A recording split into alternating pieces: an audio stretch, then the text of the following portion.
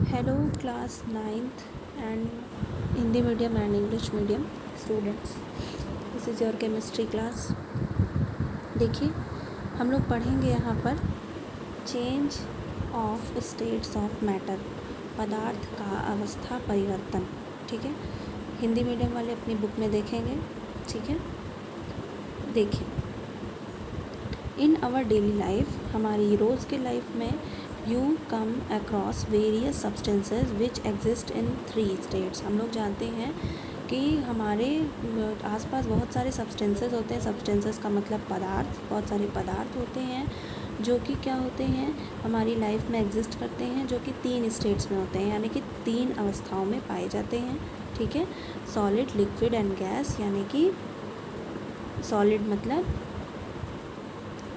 ठोस, लिक्विड मतलब द्रव और गैस मतलब गैस. ठीक है, वाटर मतलब जल, वैक्स मतलब मोम और घी मतलब घी. आप लोग जानते ही हैं.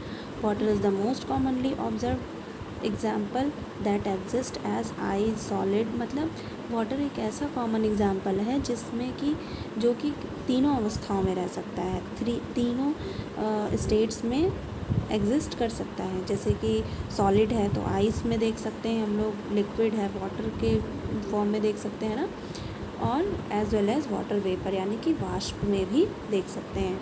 आई होप कि हिंदी मीडियम वाले बच्चों को भी समझ में आ रही होगी बातें. Inter conversion of states of matter. States of मतलब कि हमारे पदार्थ की अवस्थाओं में वैसे आपस में परिवर्तन होता है. ठीक है, the states of matter are interconvertible.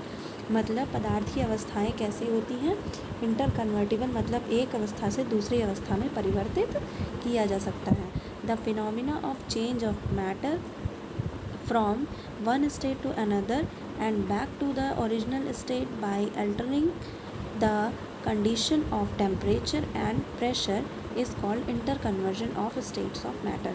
मतलब कि किसी भी उनका इंटर कन्वर्जन करना, किसी भी पदार्थ के स्टेट्स का इंटर कन्वर्जन करना, अवस्था का चेंज करना, क्या होता है कि हम लोग मान लीजिए कि जल ले लेते हैं यानी कि वाटर ले लेते हैं, उनको हम लोग क्या कर सकते हैं, उसको हम लोग वाष्प में भी चेंज कर सकते हैं यानी वेपर्स में भी चेंज कर सकते हैं, और इसमें भी चेंज कर सकते हैं आप, मतलब बर्फ़ में भी चेंज कर सकते हैं. तो ये क्या होता है, मान लीजिए बर्फ़ ले ली हमने, आइस ले ली यानी कि बर्फ़ ले लेते हैं.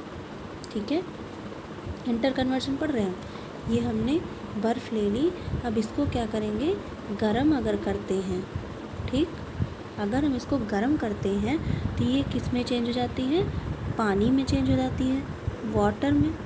ठीक, वाटर, इसको हम लोग क्या कह सकते हैं, हीट करेंगे तो ये वाटर में चेंज हो जाएगी, और भी ज़्यादा हीट करेंगे तो ये किस में चेंज हो जाएगी, वाटर वेपर में चेंज हो जाएगी यानी कि गैस में चेंज हो जाएगी. ठीक, और वही गैस से हम लोग फिर ठंडा करेंगे यानी कि टेम्परेचर हम लोगों ने कम कर दिया, ताप हम लोगों ने कम कर दिया, तो क्या कर दिया, वाटर में चेंज कर दिया. फिर हम लोगों ने ताप और कम कर दिया, तो हम लोगों ने किस में चेंज कर दिया, उसमें चेंज कर दिया, बर्फ़ में चेंज कर दिया.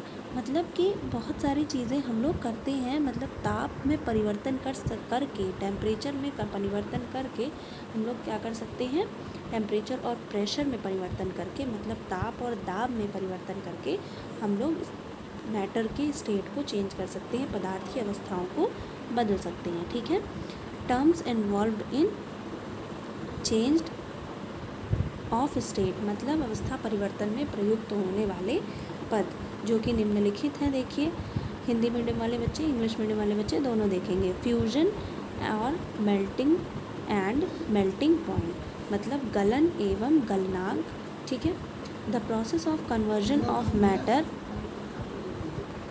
From its liquid state to vapour as at specific condition of temperature and pressure. मतलब क्या है, किसी ठोस को ऊष्मा देते रहने पर एक ऐसी स्थिति आती है जब ऊष्मा वृद्धि करने पर भी ताप अपरिवर्तित रहता है तथा ठोस द्रव अवस्था में परिवर्तित होने लगता है. तो ठोस के द्रव में परिवर्तित होने की क्रिया को गलन कहते हैं या क्या कहते हैं, मेल्टिंग कहते हैं. देखिए, जब हम लोग किसी ठोस को क्या करते हैं, गर्म कर देते हैं, यानी कि किसी सॉलिड को अगर हम लोग गर्म कर देते हैं तो क्या हो जाता है, वो धीरे धीरे मेल्ट करने लगता है, ठीक है, यानी कि गलने लगता है, तो उसी को हम लोग गलन या गलन कहते हैं, ठीक है, मेल्टिंग कहते हैं। And the definite temperature at which the solid starts melting is called melting point. मतलब कोई भी द्रव जिस नंबर मतलब जिस पॉइंट पे, जिस टेम्परेचर पे वो गलने लगेगा, उसी को हम लोग उसका मेल्टिंग पॉइंट कहते हैं, ठीक है। और उसके बाद देखते हैं example, melting point of ice is 0 degree Celsius और 273 केल्विन, ठीक है। इसको हम लोग अंडरलाइन करके रखेंगे कि बर्फ़ का मेल्टिंग पॉइंट यही होता है, ठीक है। Higher the melting point of substance, greater will be the force of attraction between its particle। मतलब हम लोग कह सकते हैं कि किसी भी सब्सटेंस का मेल्टिंग पॉइंट जितना ज़्यादा होगा, उनका फोर्स ऑफ अट्रैक्शन उतना ज़्यादा होगा। यानी कि जैसे कि हम कोई बहुत ठंडी चीज़ ले लेते हैं तो उसको, मतलब यही कहते हैं ना कि कोई बहुत टाइट चीज़ है तो हम लोग उसको तोड़ने में जितना वो ज़्यादा टाइट होगा, उतना ज़्यादा हम उसको तोड़ने में उतनी परेशानी होती है, ठीक है। तो यानी कि उनके जो अणु हैं, उनके जो मॉलिक्यूल्स हैं, उनके आपस में अट्रैक्शन बहुत ज़्यादा है, बहुत ज़्यादा अच्छा अट्रैक्शन है, वही कहते हैं उसको फोर्स ऑफ अट्रैक्शन, ठीक है। तो वही क्या होता है, बहुत ज़्यादा होता है, इसी वजह से मेल्टिंग पॉइंट भी बहुत ज़्यादा होता है, ठीक है। ये बॉइलिंग एंड बॉइलिंग पॉइंट मतलब कि ऐसा पॉइंट जिस पर क्वथन या क्वथनांक, ठीक है, ऐसा पॉइंट जिस पर कोई भी क्या होने लगे, लिक्विड चीज़ें क्या होने लगे, गैस किस में चेंज होने लगे, गैसियस स्टेट में चेंज होने लगे या बॉयल होने लगे। जैसे कि पानी, जल क्या होता है, जिस भी टेम्परेचर पे उबलने लगता है, उसको हम लोग उसका बॉइलिंग पॉइंट कहते हैं, ठीक है। ऊर्ध्वपातन यानी कि sublimation, the process of change solid state directly into the gaseous state. मतलब जब क्या होता है कि जब कोई भी सॉलिड स्टेट को हम लोग डायरेक्टली गैसियस स्टेट में चेंज कर दें, यानी कि वाटर को हम लोग डायरेक्टली किस में चेंज कर दें, वाटर वेपर में चेंज कर दें, यानी कि वाटर वेपर में चेंज कर दें, यानी कि वाष्प में चेंज कर दें, किससे, जल से डायरेक्ट जब हम लोग वाष्प में चेंज कर देते हैं, या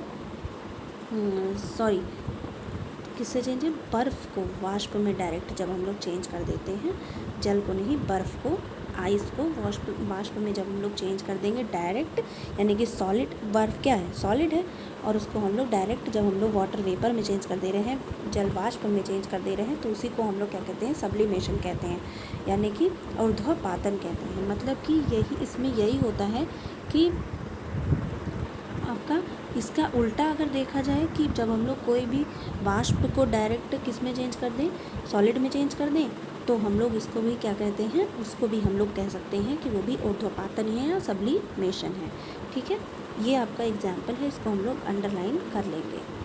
वेपराइजेशन मतलब वाष्पीकरण, किसी भी क्या करना है, the process of conversion of matter from its liquid state to gaseous state. मतलब जल का जल वाष्प में चेंज होना वाष्पीकरण कहलाता है, ठीक है।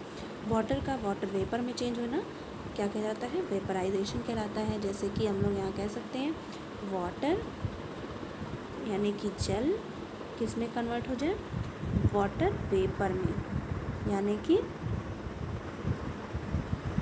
यानी कि जल वाष्प में चेंज हो जाए तो हम लोग उसको क्या कहते हैं उसे वेपराइजेशन या वाष्पीकरण कहते हैं, ठीक है। आई होप हमारे हिंदी मीडियम वाले बच्चों को भी बातें समझ में आ रही होंगी, ठीक है। उसके बाद क्या कहते हैं, फ्रीजिंग एंड फ्रीजिंग पॉइंट, हिमीकरण या एवं हिमांक। देखिए यहाँ पे क्या फ्रीज़ की बात हो गई है, यानी कि कोई भी चीज़ हम लोग ठंडा करेंगे, उसको जमाएंगे, ठीक है। The process of conversion of matter from its liquid state to solid state. मतलब जब हम लोग कोई भी मैटर को यानी कि किसी भी पदार्थ को उसके लिक्विड स्टेट से सॉलिड स्टेट में चेंज कर देते हैं, मतलब वाटर को, लिक्विड स्टेट को हम लोग किस में चेंज कर दें, आइस में चेंज कर दें, यानी कि हम लोगों ने जल को जब बर्फ़ में चेंज कर दिया तो इसी को हम लोग क्या कहते हैं, इसी को हम लोग क्या कहेंगे, फ्रीजिंग और फ्रीजिंग पॉइंट। तो जिस पॉइंट पे ये दोनों चेंज होंगे, मान लीजिए ये अगर 0 डिग्री सेल्सियस पर या -4 डिग्री सेल्सियस पर अगर ये लोग क्या हो जा रहे हैं, बर्फ़ में चेंज हो जा रहा है वाटर हमारा, तो यही हमारा क्या कहलाता है, फ्रीजिंग पॉइंट या हिमांक कहलाता है।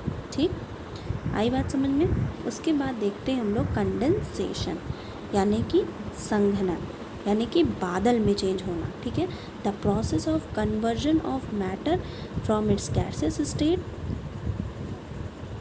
To liquid state at the specific condition of temperature. मतलब किसी एक फिक्स टेम्परेचर पे क्या हो जाए, वो जो आपका वो solid liquid state, gaseous state का वाटर है, वो किसमें, लिक्विड स्टेट में चेंज हो जाए। जैसे कि बारिश होती है ना, वर्षा कह सकते हैं, रेन एक तरीके का कंडेंसेशन है। मतलब जो हमारा गैसियस स्टेट में रहता है ना, बादल जो होता है वो गैसियस स्टेट में रहता है, लेकिन एक फिक्स टेम्परेचर पे क्या हो जाता है, वो वाटर में चेंज हो जाता है और वो बारिश कर देता है। तो इसी प्रोसेस को हम लोग कंडेंसेशन कहते हैं। ठीक है, आई होप आप लोगों को ये सारी चीज़ें समझ में आई होंगी। Thank you.